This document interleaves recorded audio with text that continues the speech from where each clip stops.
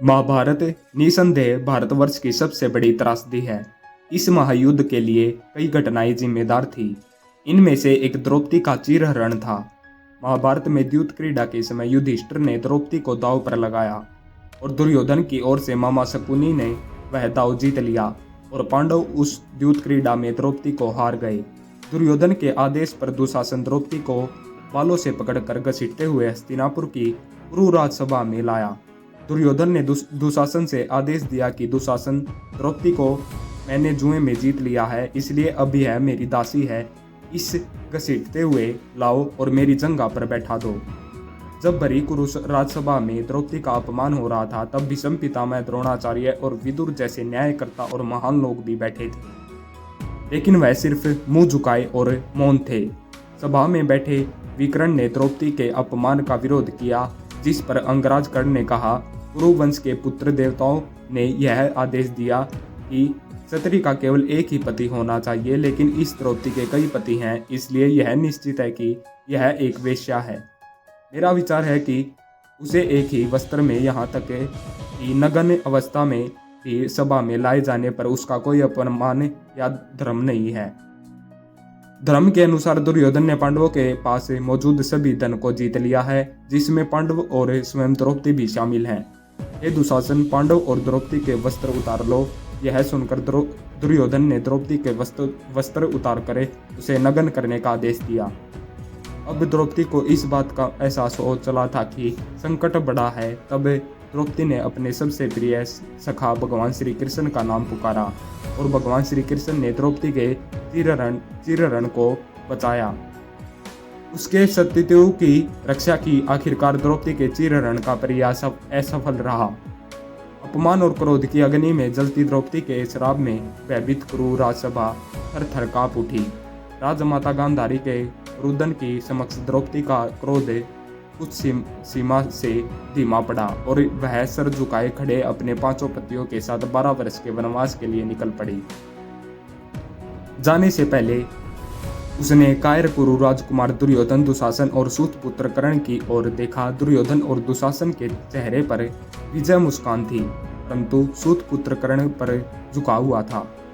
वनवास का 1 माह गुजर चुका था, परंतु क्रोध और अपमान की ज्वाला में जलती द्रौपदी के आंसू निरंतर बह रहे थे। पांडव भोजन की अवस्था में के लिए कहीं दूर वन में निकल चुके थे। द्रौपदी भोजन बनाने के लिए पानी की गागर के लिए संकरी पग डंडी पर चलते हुए चौड़े मार्ग पर निकल आई।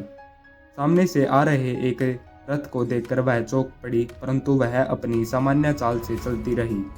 आने वाला रथ उसके समक्ष आकर रुक गया और रथ सवार रथ से उतरकर जब उसके समक्ष आया तो द्रौपदी क्रोध से भर उठी, क्योंकि रथ सवार कोई और नहीं बल्कि सूत पुत्र कर्ण था।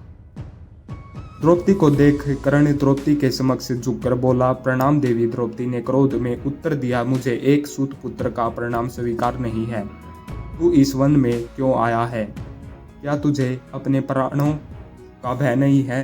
मेरे पति तुझे देखते ही मार डालेंगे। द्रौपदी क्रोधित स्वर में अपने मार्ग पर आगे बढ़ती हुई बोली। उसे मार्ग पर खड़े होकर उस सूत पुत्र से किसी प्रकार का वार्तालाप स्वीकार नहीं था।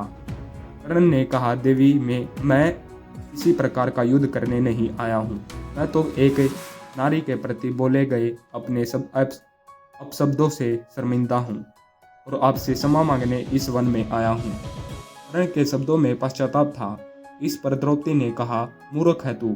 क्या तुझे पता नहीं है कि सबसे गंभीर घाव तो शब्दों के ही होते हैं? मैं तेरे शब्दों से घायल हूँ। सूत पुत्र, तू क्षमा के योग्य नहीं है। बिना कर्ण की ओर देखे द्रौपदी अपने मार्ग से आगे बढ़ती रही। कर्ण विकल स्वर में बोला, देवी, मैं पश्चाताप की अग्नि में जल रहा हूँ। जिस जीवा से मैंने आपको अपशब्द कहे हैं, उसे काटकर आपके चरणों में रख देता हूँ। द्रौपदी बोली, मुझे वेश्या कहने वाले पापी, मुझे तेरे जीवा की आवश्यकता नहीं है। मुझे तो तेरे प्राणों की आवश्यकता है।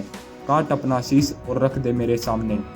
उसे ठोकर मारकर इस मार्ग से परे कर सकूं। तू जैसे सूत पुत्र का रक्त और शीश इस मार्ग को अपवित्र ही करेगा।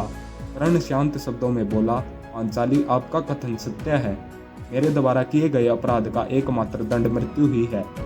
परंतु मैं अपने प्राण युवराज दुर्योधन को अर्पित करना चाहता हूँ, इसलिए अब इन प्राणों पर मेरा कोई अधिकार नहीं है, अन्यथा अब तक मेरा कटा शीश इस धरा पर पड़ा होता। द्रौपदी बोली, सूतपुत्र कर्ण, तू कुलीन लोगों में रहकर उन्होंने कायरतापूर्ण शब्द किंतु परंतु अन्यथा भी बोलना सीख गया है। यह क्षमा मांगने का संवांग अब बंद कर और यहीं ठहर जा, मैं तुझे क्षमा नहीं करूंगी।